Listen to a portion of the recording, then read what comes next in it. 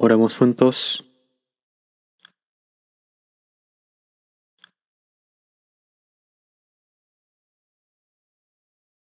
Dios, nuestro Padre, celestial, santo y misericordioso que nos amas, nos alejamos de ti y anduvimos en pecado.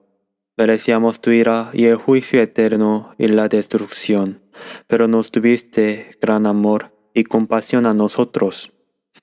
El Señor Jesús cargaste la maldición y el juicio que debíamos recibir, y lavaste nuestros pecados para siempre con tu preciosa sangre derramada, y nos libraste de todo juicio y maldición. Te damos gracias por esta gracia. Te agradecemos por hacernos comprender tu asombroso amor y tu gracia, para que seamos salvos y vivamos en esperanza eterna. En este tiempo, nosotros, redimidos por tu preciosa sangre, nos reunimos ante ti para alabar tu gran gracia y amor, aprender tu palabra y tener comunión. Creemos que estás en medio de nosotros en este momento. Te pedimos que cuides a cada uno de nosotros y que sostengas con mayor firmeza con tu mano misericordiosa.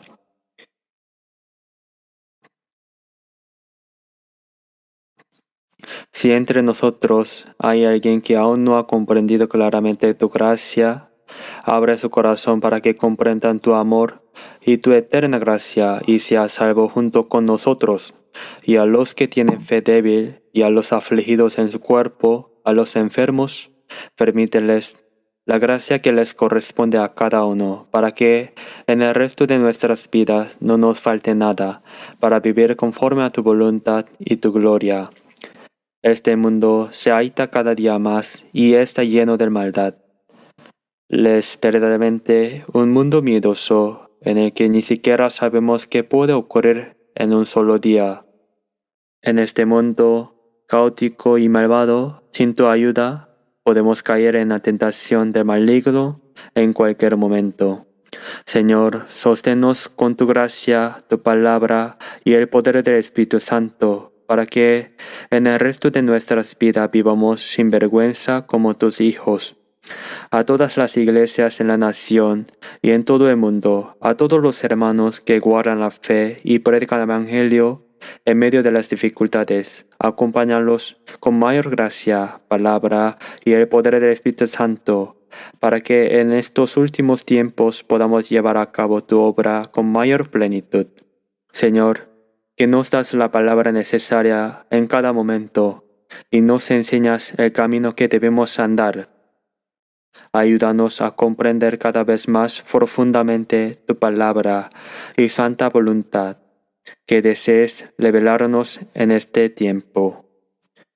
Oramos en el nombre de nuestro Señor Jesús. Amén. Vamos a buscar la Biblia. Primera de Juan.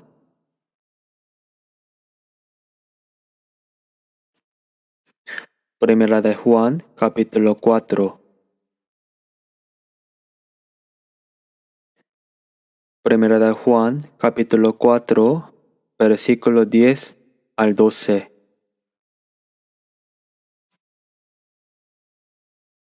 Primera de Juan, capítulo 4, versículo 10 al 12. Leamos juntos. En este consiste el amor, no en que nosotros hayamos amado a Dios, sino en que Él nos ama a nosotros y envió a su Hijo en propiciación por nuestros pecados. Amados, si Dios nos ha amado así, debemos también nosotros amarnos unos a otros. Nadie ha visto jamás a Dios. Si nos amamos unos a otros, Dios permanece en nosotros y su amor se ha perfeccionado en nosotros. Hasta aquí. La semana pasada también les prediqué sobre el amor de Dios y hoy quiero continuar con el mismo tema. Toda la Biblia es la palabra más preciosa. En ella está escrito quién es Dios, cuál es el destino en que nos encontramos delante de Él ¿Y qué hace Dios para salvarnos? Y si hay una palabra verdaderamente asombrosa dentro de toda la Biblia, es la que se encuentra en 1 Juan capítulo 4, versículo 16. Dios es amor. God is love. Dios es amor.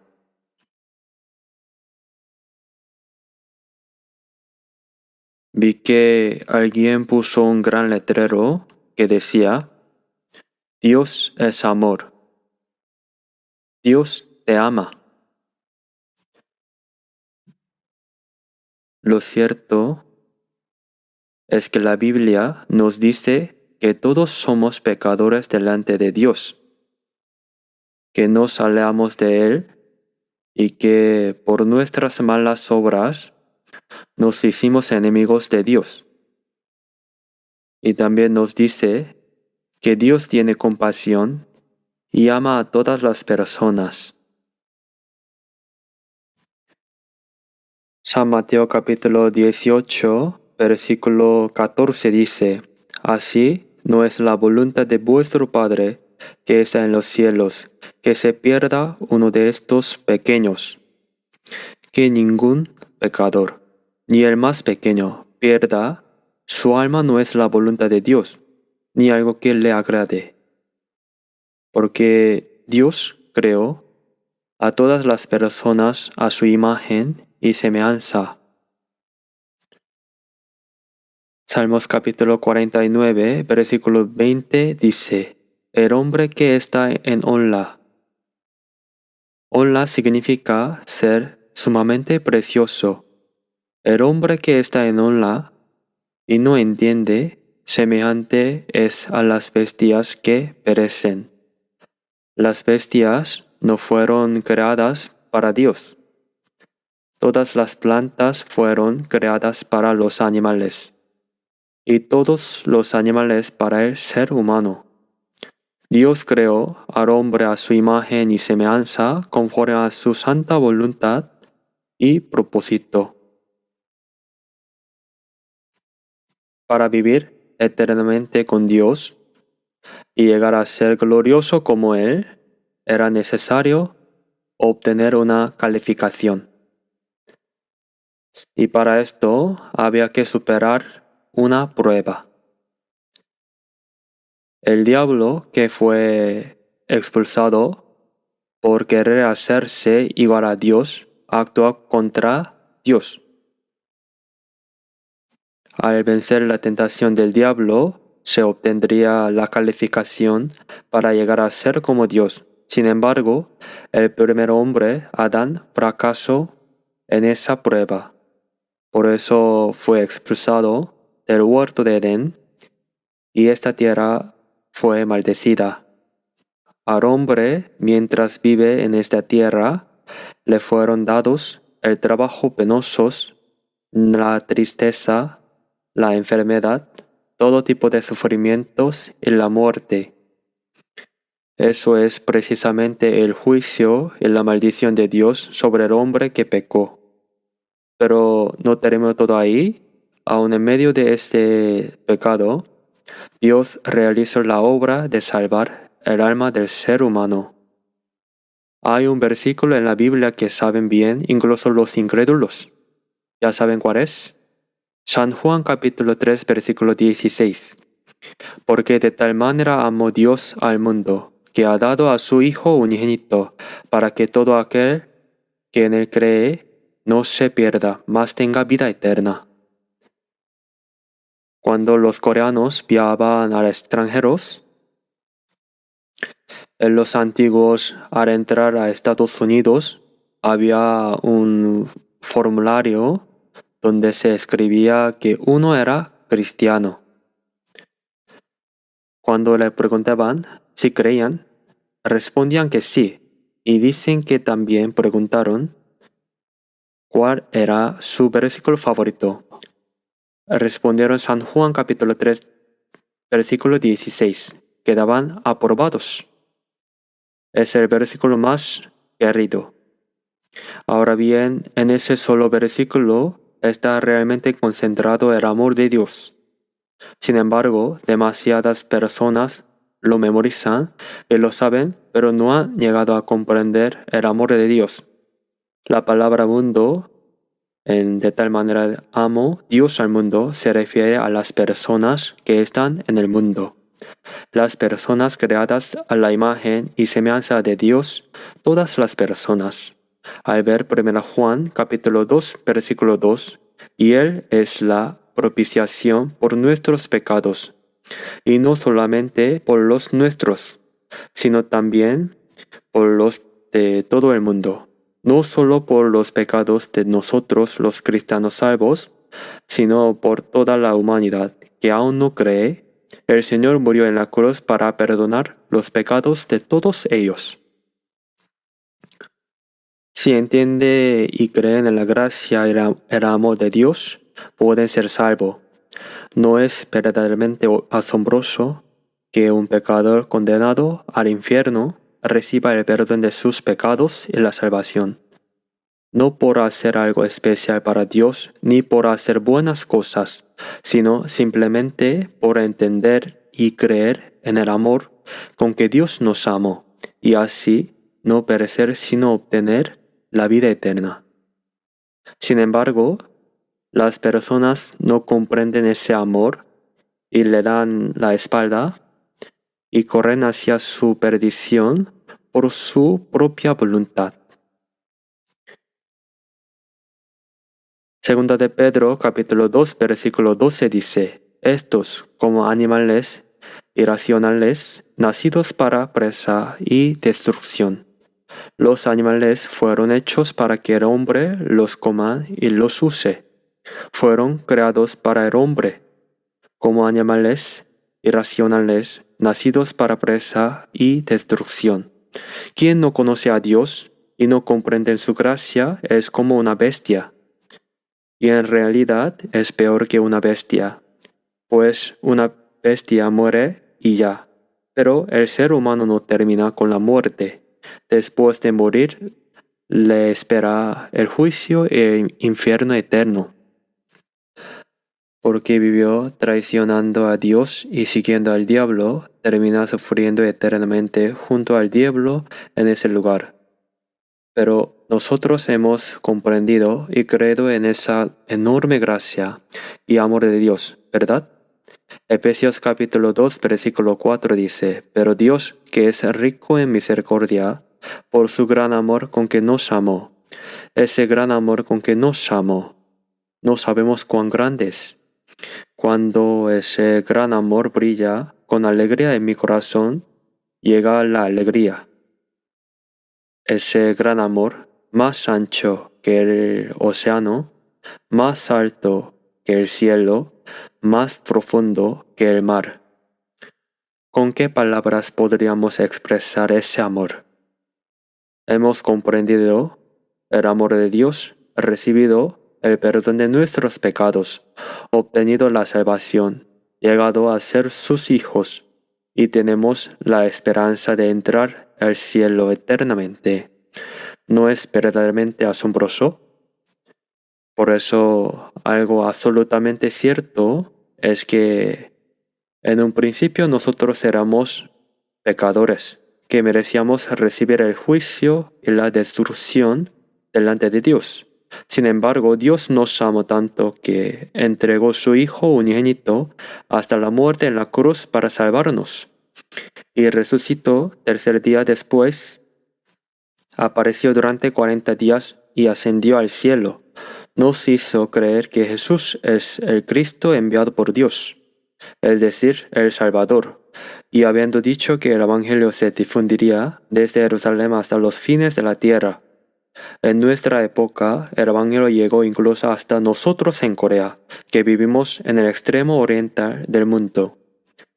Fue el hecho realmente maravilloso de que hemos comprendido la gracia de Dios y creyendo hemos recibido la salvación o obtenido la esperanza de la vida eterna, de entrar al cielo. Hebreos capítulo 2, versículo 3 dice: una salvación tan grande. Hemos recibido la salvación de gracia gratuitamente. Hay personas que valoran poco lo que se da gratuitamente. ¿Por qué se nos da gratuitamente? Porque nadie puede pagar su precio. Aunque tuviéramos todo lo del mundo, no puedes salvar tu propia alma.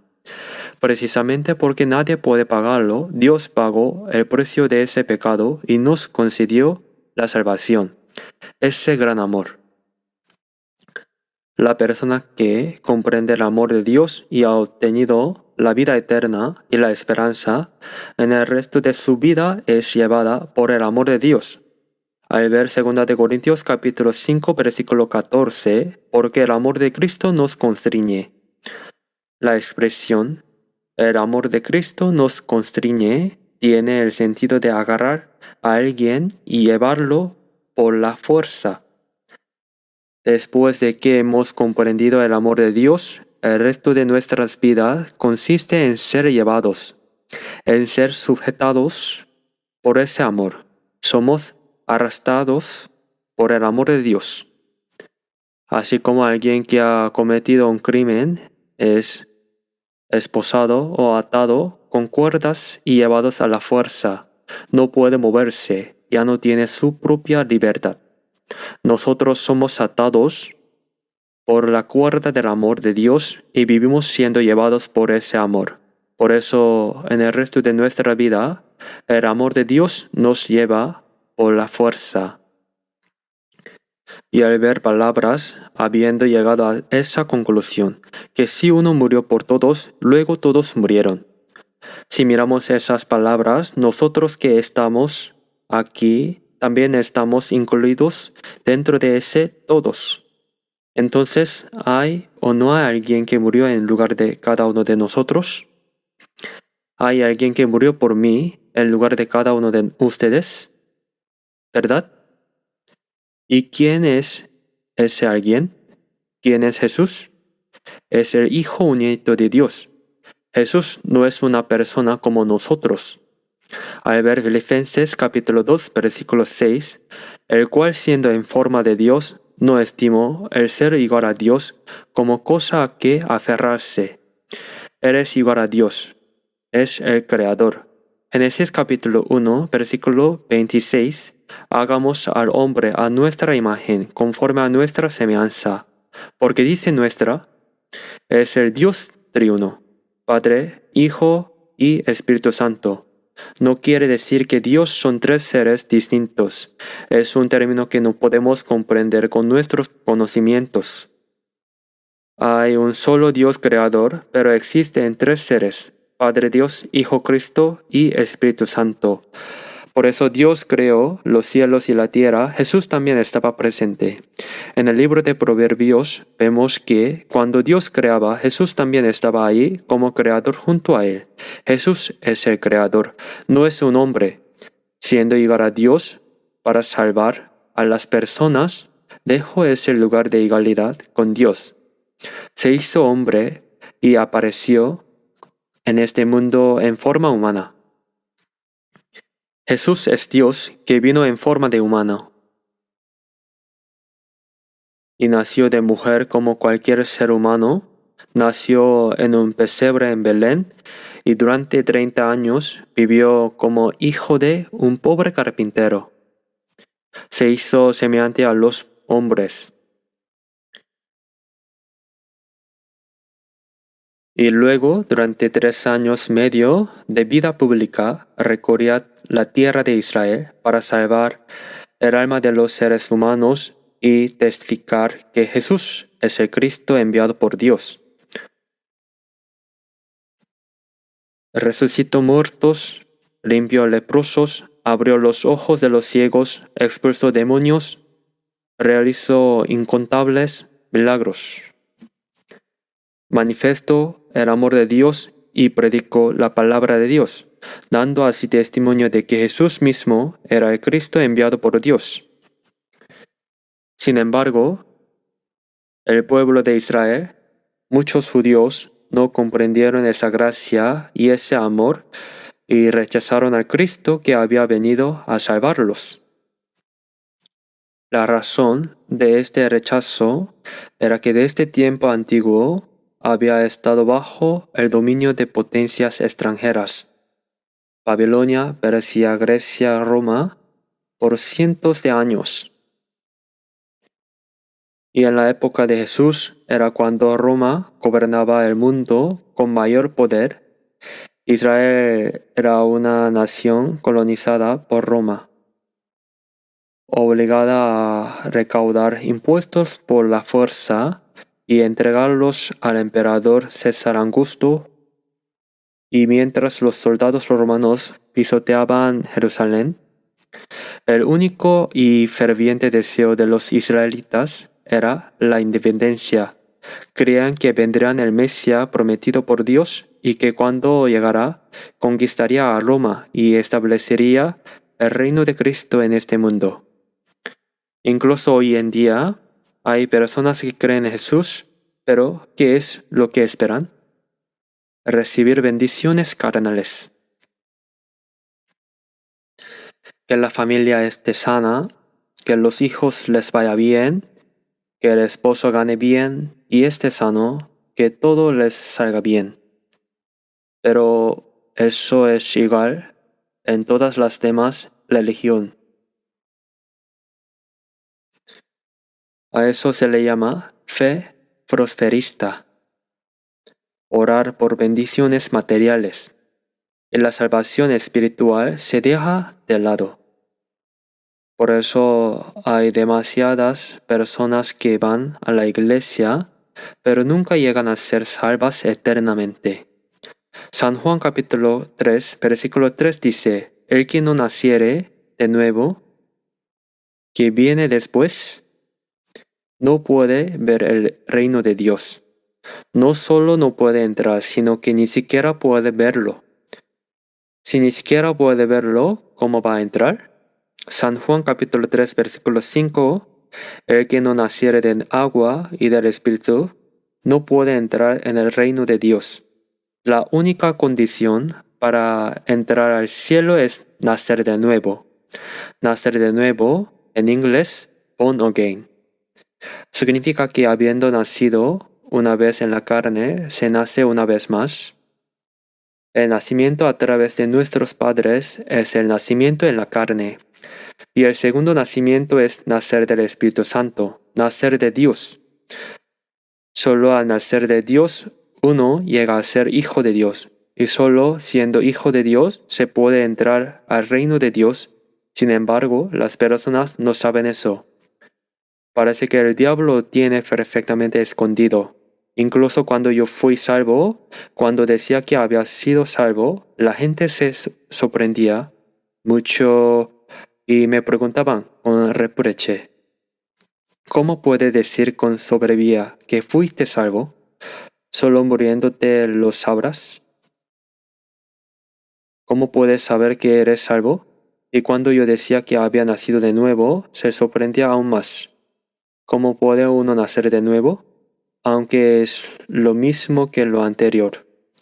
En aquel tiempo, ya hace bastante tiempo, el pastor Billy Graham vino a la Plaza Yoido a realizar un seminario bíblico. Dicen que fue la primera vez que en la historia del mundo se reunió 1 millón de personas en ese seminario. En fin, se dice que se reunieron aproximadamente 1 millón de personas en aquel entonces. La amplia plaza de Yoido, que ahora tiene un parque, el pastor Billy Graham enfatizó con mucha fuerza. ¿Han nacido de nuevo? ¿Han sido born again? Los que no hayan nacido de nuevo, diáconos, ancianos, pastores, no pueden ver el reino de Dios. Y después eso, ¿qué dijeron los cristianos? Que todos habían sido salvos. ¿Cuándo? Desde que empezaron a ir. ¿A dónde? A la iglesia. Lo recibí desde que él creí, y como lo recibí creí, y como creí lo recibí. Cuando se les pedía que lo explicaran despacio, lo pasaron por alto de manera vaga. Para saber por qué Jesús murió en la cruz, primero hay que comprender que uno es un pecador miserable a la destrucción. Al comprender esa gracia y creer con fe, uno es salvo eternamente y es convertido. Al ver 2 de Corintios capítulo 5 versículo 17, de modo que si alguno está en Cristo, nueva criatura es. Cuando uno es salvo, pasar de estar en Adán a estar en Cristo, entonces se convierte en una nueva persona, nueva criatura es. Las cosas viejas pasaron, y aquí todas son hechas nuevas. El pecador se vuelve justo, el que iba a perecer llega a ser hijo de Dios y obtiene la vida eterna. He aquí, todas son hechas nuevas. Uno se convierte en una nueva persona. Esa experiencia tiene que existir. Sin esa experiencia de manera vaga, cuando se les pregunta cuándo fueron salvos, dicen algo así, como bueno en algún momento, sin nada concreto, pero dicen que lo fueron. Que creyeron desde que empezaron a ir a la iglesia, creí y lo recibí, y como lo recibí, creí. Cuando se les preguntaba durante la evangelización, no lo sabían, solo lo decían de manera vaga. Esa es la salvación falsa. Hay demasiadas personas que no han sido salvas, pero actúan como si lo fueran. Es algo muy equivocado. Cuán maravilloso es comprender verdaderamente la gran gracia y el amor de Dios, ser salvo por fe, llegar a ser hijo de Dios y vivir el resto de nuestras vidas como cristianos salvos. No sé cómo piensan acerca de haber sido salvos. Como se dicen que es gratis, piensan que lo gratuito no tiene mucho valor. En este mundo así es. Lo que se da gratuitamente no será algo costoso o valioso. ¿Acaso es cosa pequeña recibir el perdón de los pecados eternamente? Ser salvo, pasar de pertenecer al diablo a ser hijo de Dios, pasar de ser alguien destinado al infierno al ser ciudadano del cielo y poder entrar en la gloria de Dios. Yo también, antes de ser salvo, fui muy ferviente durante unos 10 años. Pensaba que iba al primer asiento del cielo, a diferencia de otros jóvenes que se divertían con las cosas del mundo. Yo no sabía nada de eso. Fui a la iglesia desde pequeño, trabajé cuando se construyó el edificio, me lastimé trabajando. Estudié teología 4 años y evangelicé con entusiasmo. Por eso pensaba que yo era el que más creía. Pensaba que yo iría al primer asiento del cielo. Pero alguien me preguntó, ¿cuándo naciste de nuevo? Cuéntame tu experiencia de haber nacido de nuevo. Cuando empatizo que no saber si uno ha nacido de nuevo o no es evidencia de que no ha nacido de nuevo, me quedé completamente sorprendido.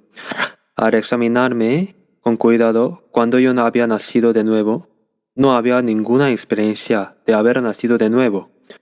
Lo había pasado de manera vaga. En conclusión, comprendí que yo no había nacido de nuevo. Si uno no ha nacido de nuevo, no va al cielo por predicar. Antes de ser salvo, durante 2 años me encargué de una iglesia predicando. Los sábados salía a evangelizar con folletos. En las vacaciones iba a las zonas rurales a evangelizar. Pero no hay ninguna promesa que diga que por hacer esas cosas uno va al cielo. Sin embargo, el 30 de octubre de 1962, alrededor de las 8 de la noche, comprendí la gracia de Dios. Juan Wesley, su hermana Charles Wesley, Charles Spurgeon, Charles Finney, George Whitefield, personas que nacieron de nuevo, los evangelistas, y también D.L. Moody de Estados Unidos, todos ellos hablan con claridad sobre su experiencia de haber nacido de nuevo. Mencionan el año, el mes, el día y hasta la hora. Lo importante no es la hora ni la fecha, sino que existe una experiencia clara. Aunque olvido todo lo demás, las cosas intermedias no me vienen a la mente con facilidad. Han pasado unos 63 o 64 años, han sucedido muchas cosas. Si no las recuerdo con atención, no me viene a la mente fácilmente. Cuando andaba evangelizando fervientemente después de ser salvo, no recuerdo dónde dormí ni qué comí. De verdad pasé mucha hambre, lloré mucho y sufrí mucho, pero de eso no me acuerdo. Sin embargo, lo que ocurrió cuando fui salvo es tan claro, vivido como si fuera ayer.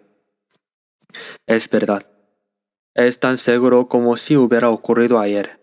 Nacer de nuevo es una experiencia clara. Haber sido salvo significa haber comprendido la gracia de Dios, haber comprendido el amor de Dios. San Juan capítulo 5 versículo 24 dice, de cierto os digo, el que oye mi palabra y cree al que me envió, tiene vida eterna y no vendrá a condenación, mas ha pasado de muerte a vida. El que estaba destinado al infierno cambió su destino al cielo. ¿Por qué habría uno de olvidar eso? Es lo más maravilloso que existe. Y desde ese momento, como nueva criatura, nuestra vida comenzó de nuevo como hijos de Dios. Por eso la palabra más asombrosa que también mencioné la semana pasada es el amor de Dios en 1 Juan capítulo 4. Y creo que debo hablar un poco más sobre ese amor de Dios. Voy a leer nuevamente 1 Juan capítulo 4 versículo 10. En esto consiste el amor, no en que nosotros hayamos amado a Dios, sino en que Él nos amó a nosotros y envió a su Hijo en propiciación por nuestros pecados. Esto consiste el amor. El apóstol Juan, quien escribió esta carta entre los discípulos de Jesús, es la persona que más profundamente comprendió el amor de Dios. Por eso se describió a sí mismo como el discípulo amado de Jesús. Cuando arrestaron a Jesús, todos los demás discípulos huyeron, pero Juan llegó hasta el pie de la cruz. Fue junto con María, la madre de Jesús. Por eso antes de morir en la cruz, Jesús le dijo a Juan, «He aquí tu madre», y a María, «Mujer, he aquí tu hijo». Al pie de la cruz, Jesús estableció una nueva relación de madre e hijo entre Juan y María. Y se dice que el apóstol Juan cuidó durante mucho tiempo a esa Madre María en la iglesia de Éfeso. Juan fue la persona que más recibió el amor de Dios y quien más lo comprendió. Por eso escribió 5 libros, el Evangelio de San Juan, las cartas primera, segunda y tercera de Juan y el Apocalipsis.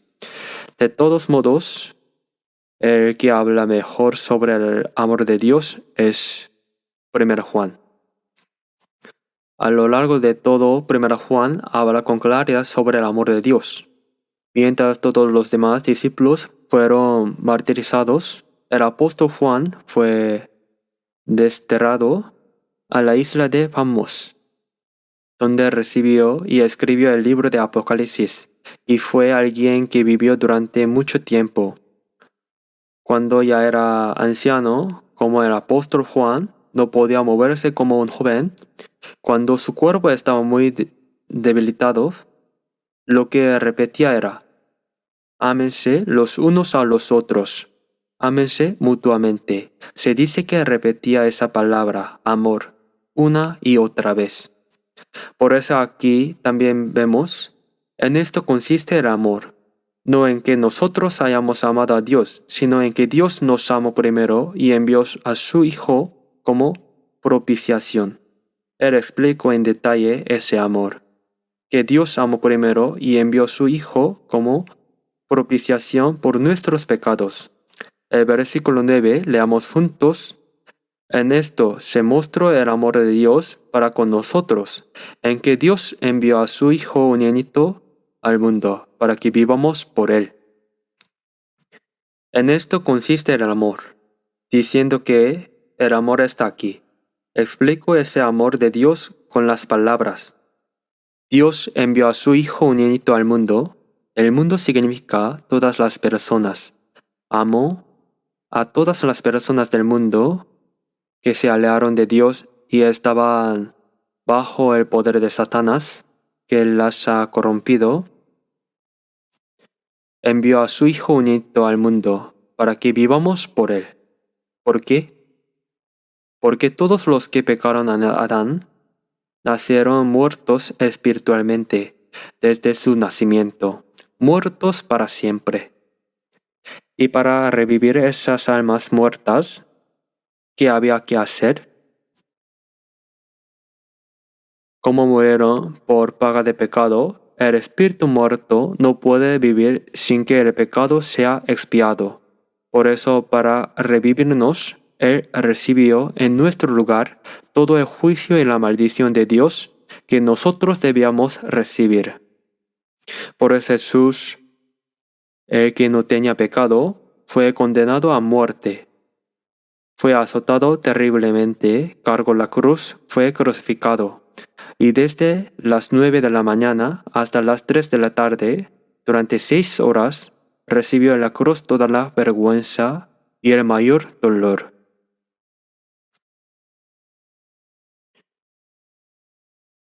Dios mío, ¿por qué me has desamparado? Si Dios lo desamparó, ¿por qué en ese momento? ¿Por qué? Para no desamparar a los pecadores, en cambio desamparó a su propio Hijo unigénito. Cuando Jesús dijo, consumado es, y expiró, el sol perdió su luz durante 3 horas. Estaba oscuro. En pleno día se produjo un terremoto. El cielo lloró y la tierra lloró. Dios volvió su rostro. El juicio sobre todos los pecadores del mundo se cumplió así. Nos amó a nosotros y envió a su Hijo en propiciación por nuestros pecados. Leamos juntos también el versículo 11. Amados, si Dios nos ha amado así, debemos también nosotros amarnos unos a otros. Si Dios nos ha amado así, de tal manera amó Dios al mundo. Se dice que un maestro de bachillerato le cacheteó a un estudiante. Puede que haya habido algo malo. Después de pegarle, le preguntó, ¿cuánto te dolió? Entonces el estudiante le devolvió cachetear, diciendo, sí, así de fuerte duele. Habría que cachetear con una presión similar. ¿Cómo puedes creer eso? Así. Si alguien te da un poco de algo de comer y te pregunta, ¿qué tan rico está? Hay que probarlo para saberlo. De tal manera nos amó. ¿Cuánto es ese de tal manera? Nosotros no podemos imaginarlo, que entregara a su propio Hijo unigénito hasta la muerte. Ese amor de Dios es verdaderamente asombroso. En nuestro himnario hay muchos himnos que alaban el amor de Dios. También oí sobre el amor de Dios, el gran amor de Dios que sobrepasa las altas estrellas. A esta baja y humilde tierra vino para salvar al alma que pecó, enviando a su Hijo como propiciación, perdonando nuestros pecados. La obra de Dios de perdonar nuestros pecados es verdaderamente inmensa e inimaginable. Por eso a la salvación que hemos recibido se le llama una salvación tan grande salvación. No se debe decir ese tono, tan grande salvación.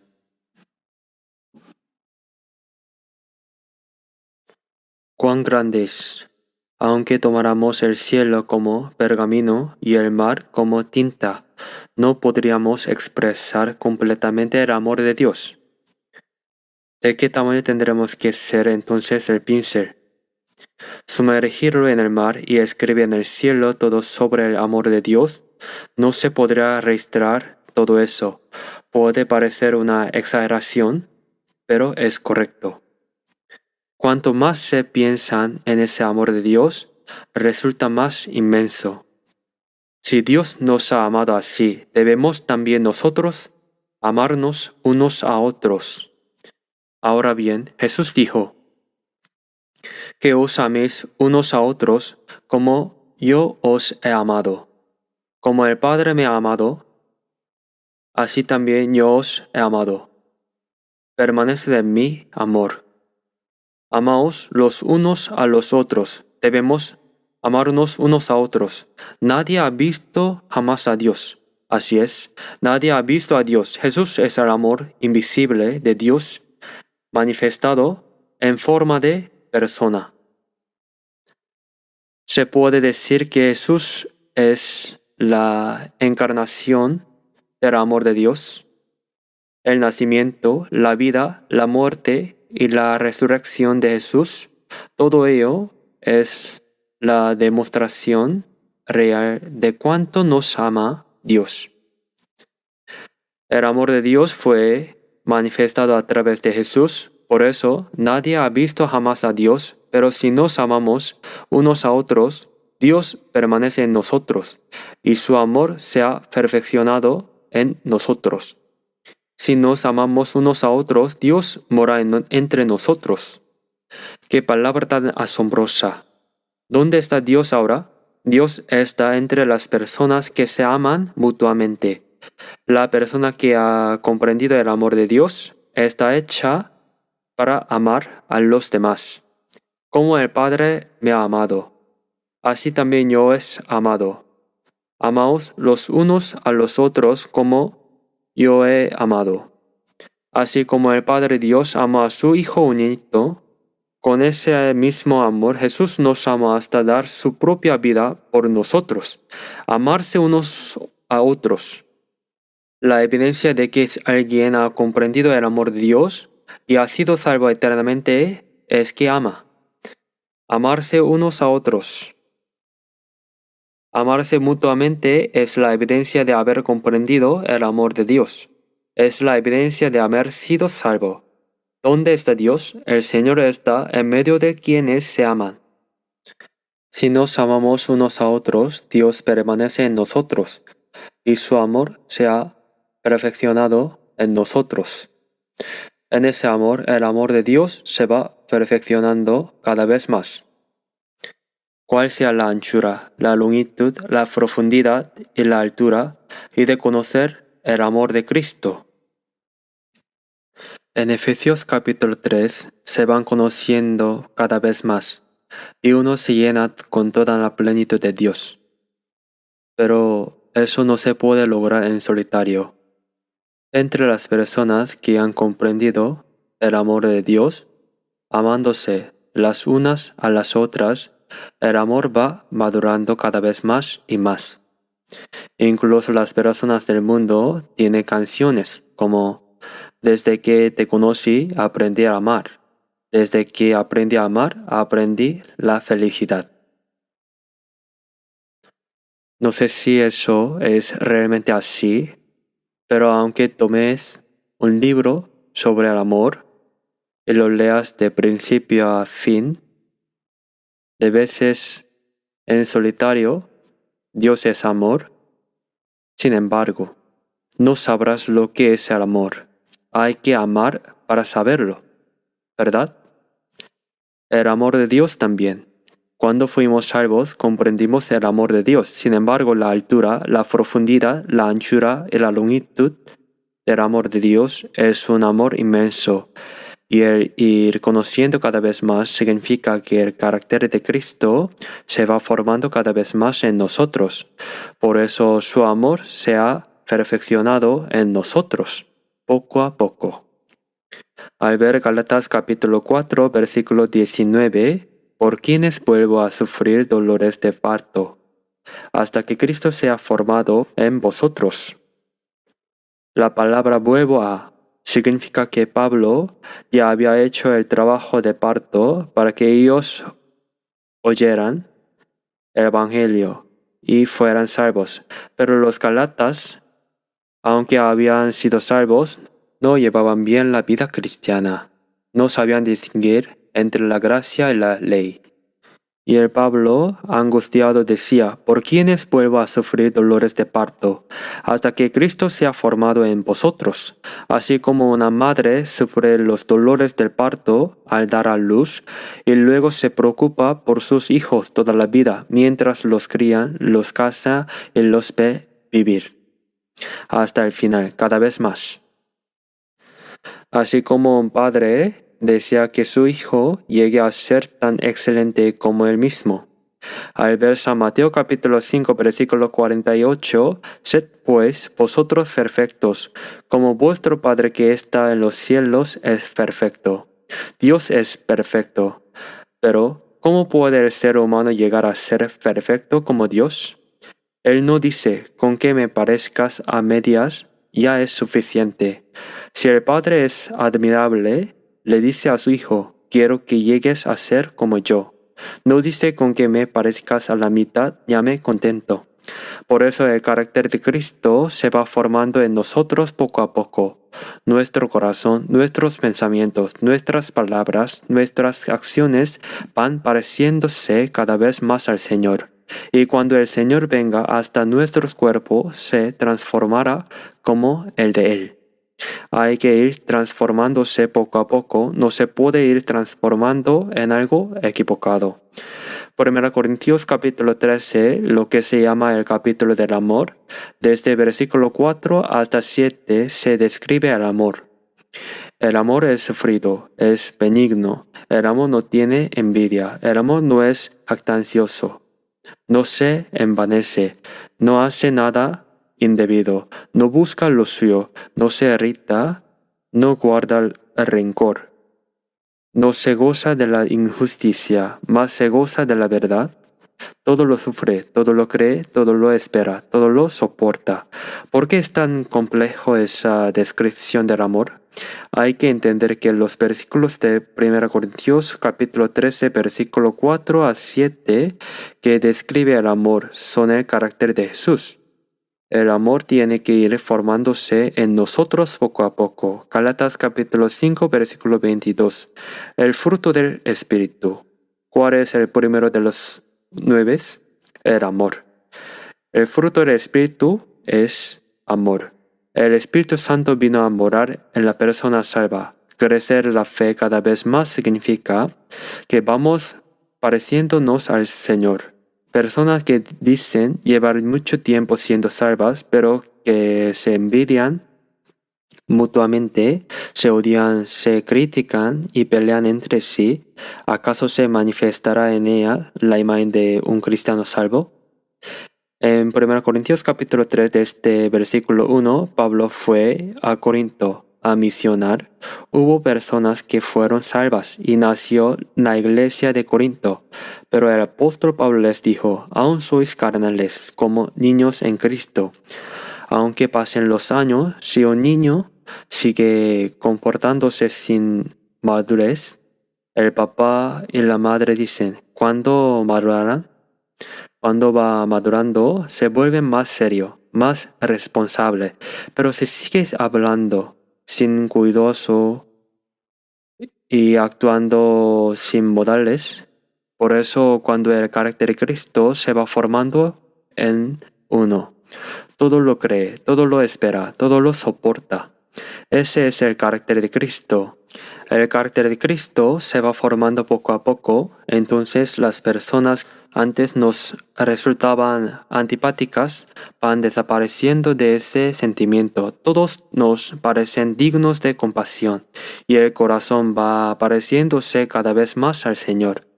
¿A quién se parecen los monjes budistas? Pasan los días golpeando el tambor de madera frente al Buda. Se cortan el cabello y cuando les crece vuelve a cortarla. Cuando surge la avaricia, la golpean para quitar.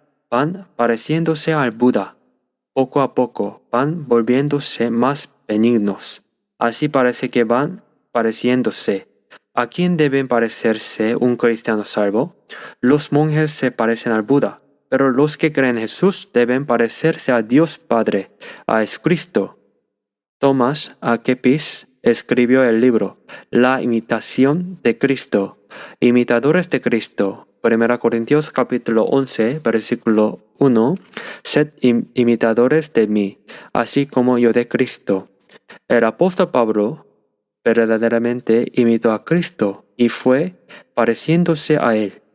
Después de ser salvo, el apóstol Pablo pasó toda su vida predicando el Evangelio. Fue a Roma a evangelizar y hasta ser decapitado escribió 14 libros del Nuevo Testamento. ¿Hay algo malo en el apóstol Pablo? No hay nada. Al ver Gálatas capítulo 6 versículo 17, yo traigo en mi cuerpo las marcas del Señor Jesús. La imagen de Dios se manifestó a través de Jesús. El que me ha visto a mí, ha visto al Padre. Así, después de que Jesús se fue, la imagen de Jesús se manifestó a la vida del apóstol Pablo. Cristo se manifestó dentro de la carne, llamado Pablo. Sed imitadores de mí, así como yo de Cristo. ¿Quién puede decir algo así? Sed imitadores de mí. Debemos imitar al Señor cada vez más. En lo que hablamos, en lo que pensamos, en lo que hacemos, en nuestros valores, en el propósito de nuestra vida, en todo debemos ir pareciéndonos cada vez más al Señor. 1 Pedro, capítulo 1, el versículo 8. 1 Pedro, capítulo 1, el versículo 8. Leamos juntos.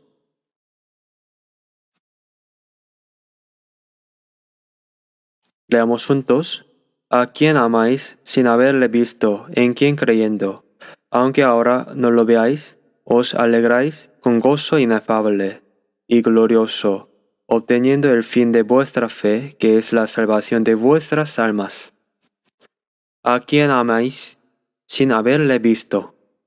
Aquí está la palabra que Pedro escribió. La envió como carta a personas que no habían visto a Jesús. ¿A quién amáis sin haberle visto? ¿En quién creyendo, aunque ahora no lo veáis? Tampoco hemos visto al Señor, ni hemos visto a Dios. A través de la palabra creemos en Dios, creemos en lo que Dios ha hecho. A través de la palabra conocemos a Jesús, comprendemos el amor de Jesús y llegamos a saber cuál es el carácter de Jesús. Por eso, Hebreos capítulo 13, puestos los ojos en Jesús, el autor y consumador de la fe. Pongamos los ojos en Jesús, que es a la vez el autor de nuestra fe y quien nos va perfeccionando cada vez más. Un pintor sienta a su modelo y traslada su imagen, la reproduce fielmente. Una vez una anciana me retrató y lo hizo con bastante parecido. Cuando fui a Moscú, había un dibujante que sentaba a las personas y hacía sus retratos. Los que me acompañaron me dieron, Pastor, hágase. Bien, por favor, retráteme. Lo dibujó con exactitud y ese retrato está colgado en mi cuarto. Lo hacía con lápiz y quedó idéntico. De verdad que bien dibujaba. Así como un verdadero pintor traslada los ojos, la nariz, la boca y el cabello del modelo fielmente. Poner los ojos en Jesús significa trasladar a Jesús a mi corazón y a mi vida, mirándolo e ir pareciéndose a Él. Existe lo que se llama educación prenatal. Se dice que para que el bebé llegue a ser admirable, desde antes de nacer, la madre coloca la foto o el cuadro de una persona a quien admira y lo mira continuamente para que el bebé se le parezca. No sé si eso es realmente cierto.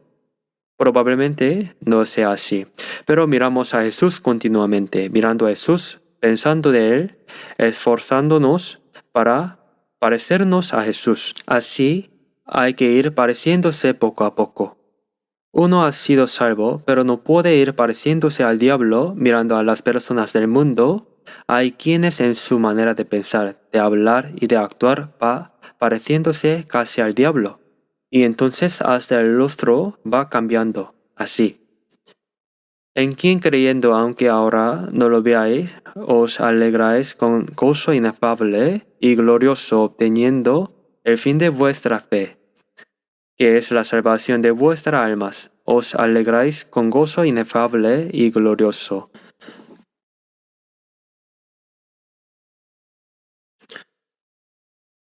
Al ver Salmos capítulo 18, versículo 1, Te amo, oh Jehová, fortaleza mía.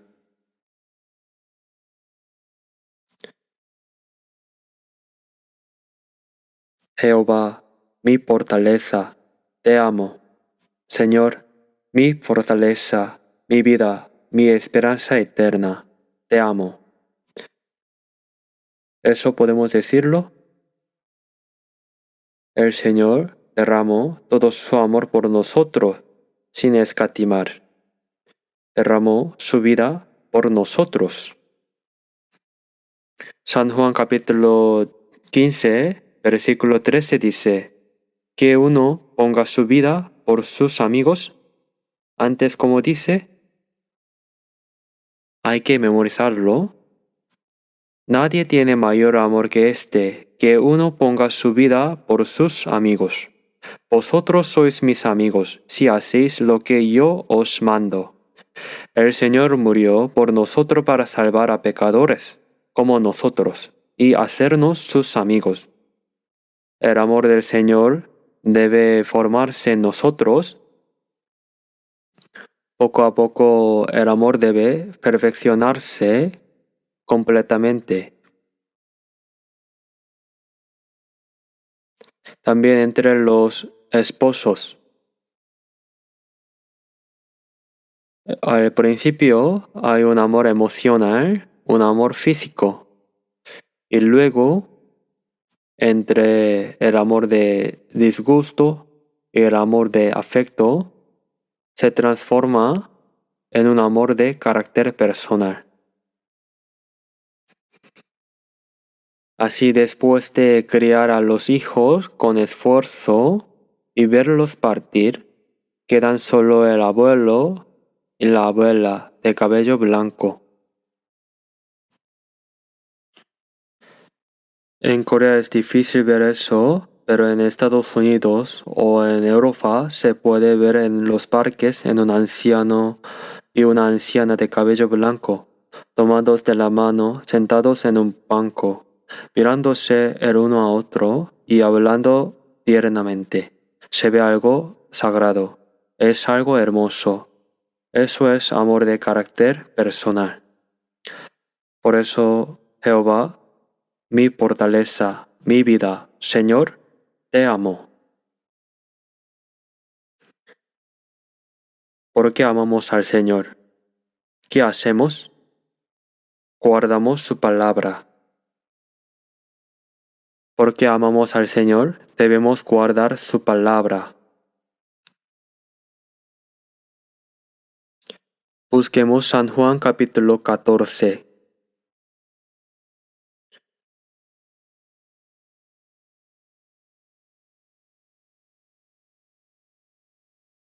San Juan capítulo 14.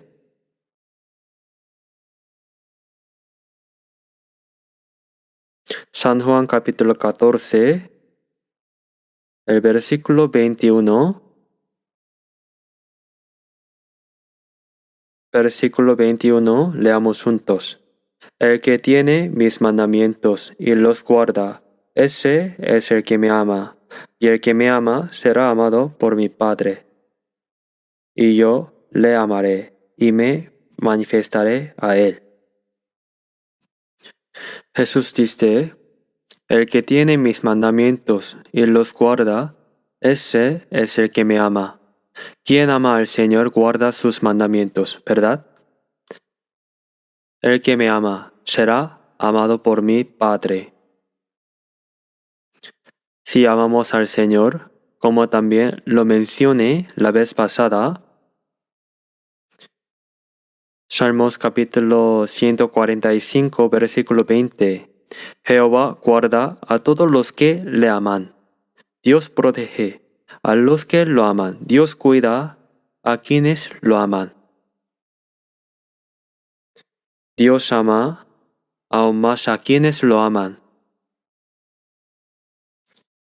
Cuando amamos a Jesús, Dios ama aún más a esa persona. Cuando fuimos salvos, comprendimos el amor de Dios. Eso fue comprender el amor que Dios nos dio.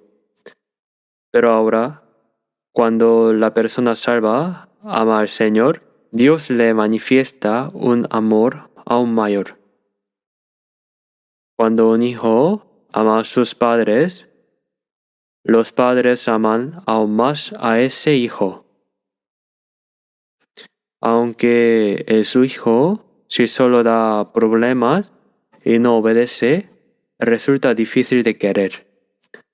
Pero cuando el hijo vive agradeciendo la gracia de sus padres y procurando corresponderla, los padres aman aún más a ese hijo.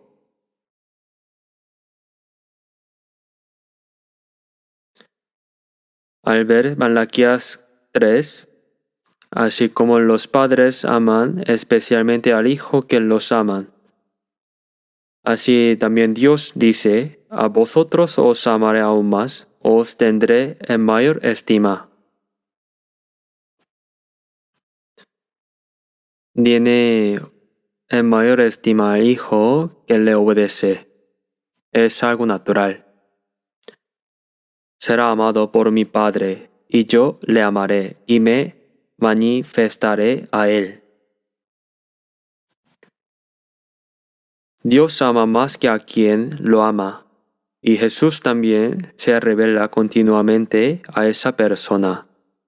Solo así se va conociendo al Señor, amando al Señor y guardando su palabra. Uno va aprendiéndolo. ¿Acaso se puede aprender la palabra simplemente escuchándola sin amar al Señor y sin obedecer? El amor de carácter persona debe formarse. Supongamos que alguien consigue un libro sobre cómo llegar a ser un conductor ejemplar. Cierra la puerta y se lo aprende de memoria. Lo leyó varias veces. ¿Llegará a ser un conductor ejemplar? Puede que lo memorice bien. Cómo ir hacia adelante, hacia atrás, cómo estacionarse, cómo actuar en situaciones de emergencia. Pero leer eso no lo convierte en un conductor ejemplar. Hay que arrancar el motor y practicarlo de verdad.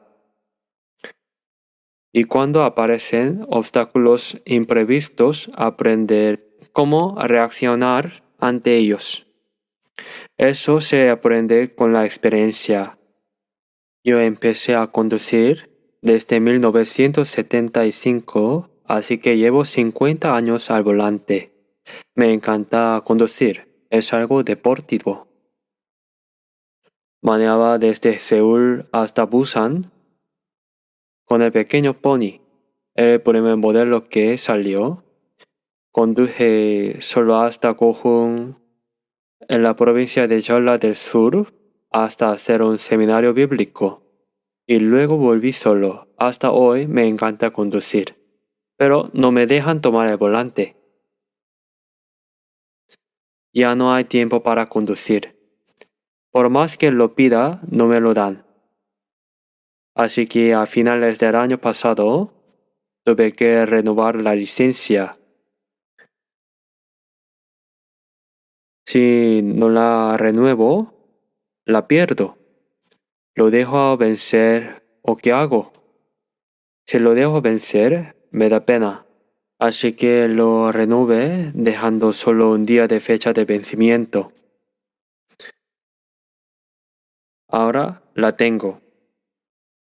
Quiero conducir, pero no sé qué hacer. Una vez conduciendo solo, casi muero al derrapar en una carretera helada. También me deslicé en una carretera mojada con lluvia. En fin, todo se aprende con la experiencia. Mientras obedecemos la palabra del Señor, vamos a conociéndolo cada vez más. Y el Señor ama aún más a esa persona. Por más que uno estudie la Biblia, si no tiene amor al Señor ni corazón de obediencia, esa persona no está aprendiendo la palabra. No la está conociendo de verdad. San Juan capítulo 14, versículo 23-24. Leamos juntos. Respondió Jesús y le dijo, el que me ama, mi palabra guardará, y mi Padre le amará, y vendremos a él y haremos morada con él. El que no me ama, no guarda mis palabras, y la palabra que habéis oído no es mía, sino del Padre que me envió. El que me ama, guardará mi palabra. ¿Cuál es la evidencia de amar al Señor? Guardar su palabra. ¿De qué sirve decir solo con la boca, Señor, mi fortaleza, oh Dios, te amo, sin obedecer? Los niños en el Día de los Padres aprenden canciones y las cantan muy bien. Dicen que el cielo es alto y grande, pero yo conozco algo más alto. El amor de la padre y madre que me dio la vida y me crió. La gracia de mi madre y padre parece más profunda que el cielo azul, más ancha que el mar. La cantan muy bien, pero cuando llegan a casa no obedecen. Dan problemas. ¿De verdad aman a su padre y madre? Esa canción es mentira. Cuando cantamos el himno, te amamos más que antes. El Señor debe preguntarse, ¿de verdad me amas más que antes? El Señor desea recibir nuestro amor. ¿Lo sabían? El Señor que nos ama desea que lo amemos a Él. Por eso en San Juan capítulo 21, versículo 15, el Jesús resucitado le preguntó a Pedro, que había dicho a altas voces que no negaría al Señor aunque muriera. Lo negó 3 veces. ¿Cuánta vergüenza debió sentir Pedro? ¿Y Jesús lo sabe todo? Jesús le preguntó a Pedro, ¿me amas más que estos? Y Pedro respondió, Señor, tú sabes que te amo. Apacienta mis corderos. Jesús le hizo la misma pregunta de nuevo, y Pedro dio la misma respuesta. El Señor nos pregunta a nosotros también. Incluso Pedro, antes de que Jesús muriera y resucitara, confesaba con la boca que Jesús era el Cristo, pero en el fondo no terminaba de creerlo de todo. Pero en cuanto vio al Jesús resucitado, toda duda desapareció y ahora sí podía decir verdaderamente, Señor, te amo. Tú sabes que te niegué. Y ahora verdaderamente te amo. Señor, tú sabes que te amo. Apacienta mis ovejas. El Señor nos hará la misma pregunta también. ¿Cómo van a responder? Señor, tú sabes que te amo. ¿Cuánto lo amas? Tanto como el cielo y la tierra, más que a mis padres, más que a mis hijos, más que a cualquier cosa. Amo al Señor más que a todo. Así debe ser, y es lo natural. San Juan capítulo 15 versículo 13 dice, Nadie tiene mayor amor que este, que uno ponga su vida por sus amigos, por pecadores. Como nosotros, el Señor entregó su vida, no hay amor más grande que ese. Para salvar a los pecadores como nosotros, el Señor murió en nuestro lugar. ¿Dónde hay un amor más grande que eso? Y sin embargo, ¿cuánto amamos al Señor? ¿Un poco? ¿No lo amamos solo un poco cuando nos acordamos? En San Mateo capítulo 22, cuando le preguntaron cuál es el mandamiento más grande, Jesús respondió, amarás al Señor tu Dios con todo tu corazón, con toda tu alma, con todas tus fuerzas y con toda tu vida. ¿Cuánto hay que amar a Dios? Con todo el corazón, con toda el alma, con todas las fuerzas y con toda la vida. ¿Por qué? Porque el Señor nos amó con todo su corazón, con todas sus fuerzas, con toda su voluntad y con toda su vida. Nos está pidiendo que le devolvamos ese amor que nos dio. Es como si por la mañana le dejáramos a alguien 1.000.000 de wones para que lo guarde hasta la noche y al ir a recogerlo solo nos diera 300.000 de wones. Te deje 1.000.000 y responde que 700.000 son de comisión de almacenamiento. ¿Qué haríamos? ¿Dejaríamos con la gracia y nos iríamos? ¡Qué ladrones! Si lo dejamos un momento y luego lo pedimos de vuelta y nos lo retiene así, eso es un grave problema. El Señor nos está diciendo que devolvamos el amor que nos dio. El que ama al padre o madre más que a mí no es digno de mí. El Señor entregó su vida por nosotros. El Hijo único de Dios lo hizo.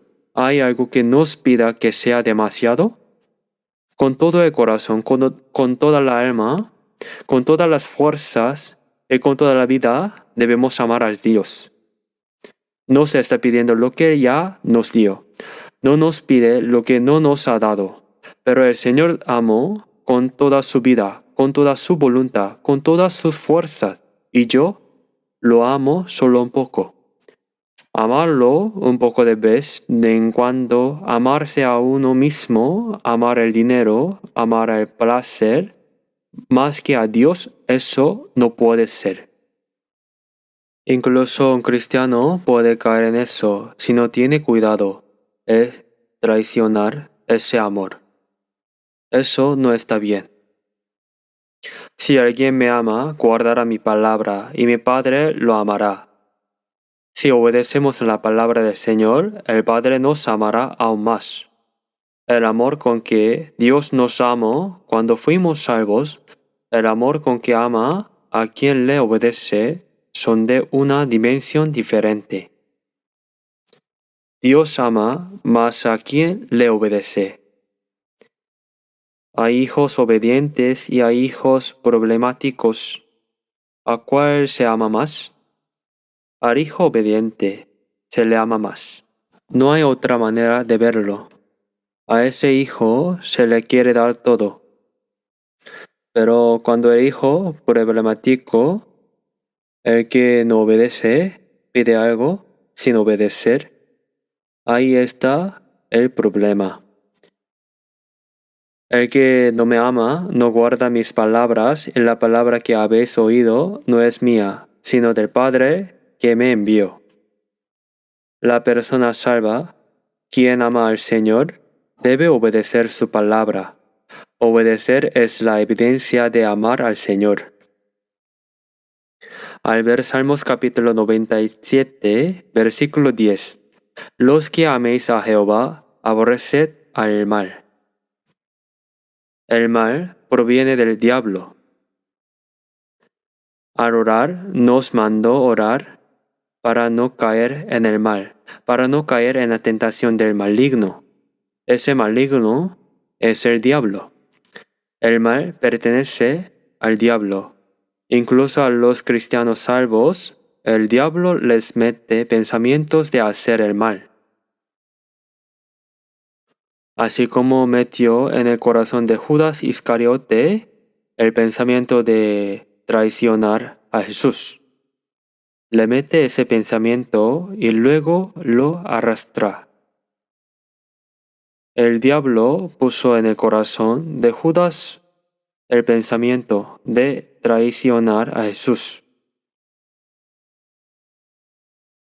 Y después ese pensamiento se manifestó en acción.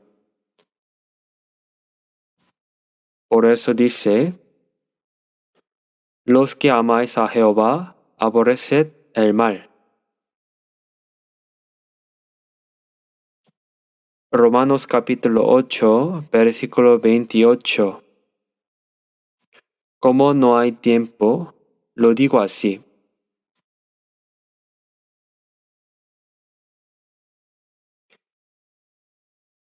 Y sabemos que a los que aman al Dios, todas las cosas les ayudan a bien. Esto es, a los que conforme a su propósito son llamados. A los que aman a Dios, todas las cosas les ayudan a bien. Significa que cuando uno vive amando a Dios, todas las cosas que le ocurren sirven para cumplir la voluntad de Dios en esa persona. José, el 11º hijo de Jacob, su padre lo amaba más que a otros demás. Sus hermanos lo odiaban intensamente. Por eso sus hermanos intentaron matarlo y al final lo vendieron como esclavo. Lo vendieron por 20 piezas de plata. Vendido como esclavo, el inocente José fue llevado y trabajó como administrador de la casa de Potifar. Como era apuesto, inteligente e honesto, trabajaba como administrador en la casa de Potifar. El problema fue que la esposa de Potifar se fijó en José, era guapo, y empezó a hacerle señas. José la esquivaba continuamente. Un día, cuando no había nadie, lo agarró y le rogó insistentemente que se quedara con ella. José le respondió, tengo autoridad sobre todo lo que hay en esta casa, pero sobre ti no. Un día, cuando no había nadie en la casa, lo agarró y se aferró a su ropa. José escapó, dejando su ropa atrás. Cuando Potifar llegó esta noche, su esposa le dijo, José intentó deshonrarme. Grité, y él dejó su ropa y huyó. Mátalo. Esa mujer, con malicia, exigía que matara a José. Potifar tuvo sus dudas, pero no tuvo más remedio que meterlo en la cárcel. Había una cárcel especial para los presos del rey. José entró injustamente a la cárcel. Ahí había un funcionario que hacía pan y otro que hacía vino para el rey. Y ambos tuvieron sueños. José los interpretó. Al que hacía pan para el rey le dijo, tus 3 canastas significa que dentro de 3 días te sacarán y te cortarán la cabeza, y los pájaros vendrán a comer tu carne. Al funcionario que preparaba el vino le dijo, los 3 racimos de uva que viste significa que prepararás vino y lo presentarás al rey. Tal como José interpretó, uno fue librado a los 3 días y el otro fue colgado y murió. Tiempo después, el rey tuvo un sueño que no entendía. Se despertó volvió a dormirse y tuvo un segundo sueño. Era un sueño inquietante y nadie podía interpretarlo. Fue entonces cuando el funcionario copero le recordó al joven que interpretaba sueños en la cárcel y cómo sus interpretaciones se habían cumplido exactamente. Lo mencionó al rey. Hay un joven que interpreta sueños. Tráelo. Así José fue llevado ante el rey y le interpretó el sueño. Eso ya lo saben todos, ¿verdad? Habrá 7 años de abundancia y luego 7 años de hambre. Dios te está mostrando esto a ti. Gracias a que interpretó el sueño, el rey dijo: ¿Dónde hay alguien como tú, lleno del Espíritu de Dios? Y José, que había sido esclavo y prisionero, fue nombrado primer ministro de Egipto. El rey le dijo: Solo mi trono estará por encima del tuyo. Tú gobernarás todo el país. Se convirtió en gobernante de Egipto. Así salvó a Egipto del hambre y al mismo tiempo, cuando el hambre llegó también a la tierra donde vivían sus padres y sus hermanos, ellos fueron a comprar alimentos y se encontraron con José, y gracias a él superaron bien el hambre.